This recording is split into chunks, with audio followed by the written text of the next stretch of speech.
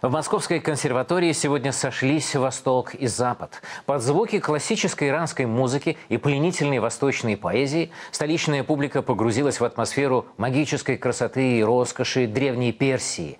Зарби, Чахар-Мезраб и, конечно, Аваз. Названия жанров звучат как песня. Хотя Аваз – это и жанр, и стиль пения, и техника звукоизвлечения, и даже состояние души. Хосейн Нуршарк – один из тех, кто блестяще владеет секретами традиционного Аваза.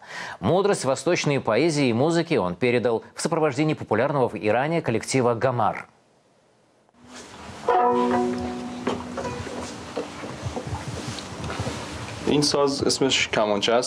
Это иранская каманче. Она возникла тысячи лет назад, гораздо раньше, чем европейская скрипка. Корпус из вишневого дерева или тутовника, под струнами кожа барана. Играют на каманче, поворачивая не смычок, а корпус инструмента. Считается, что его жалобный звук пронзает душу, как стрела.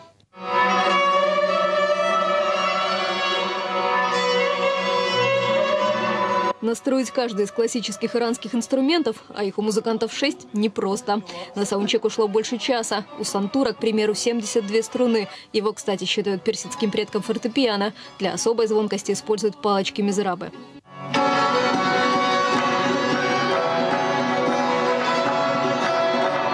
Эту программу музыканты несколько месяцев готовили в Тегеране. На стихи персидских классиков Навид Дехган сочинил 8 новых произведений – авазов и таснифов. Авазы – композиции спонтанные, как в джазовых джем-сейшенах. Певец случайно компонует мелодии. Таснифы, напротив, продумывают заранее.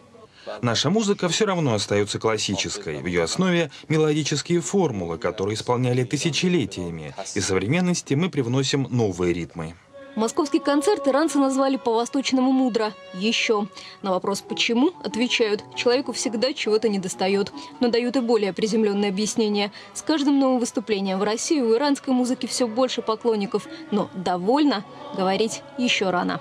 Мы могли бы найти тех людей, которые могут глубоко войти в контакт с этой музыкой, потому что для слушания этой музыки, наверное, нужно подготовленное мышление, не только слух. Слушатели на концертах иранской классики просят отключать не только мобильные телефоны, но и свои мысли. Только так можно понять древние истоки этой музыки, затейливой, как персидские узоры.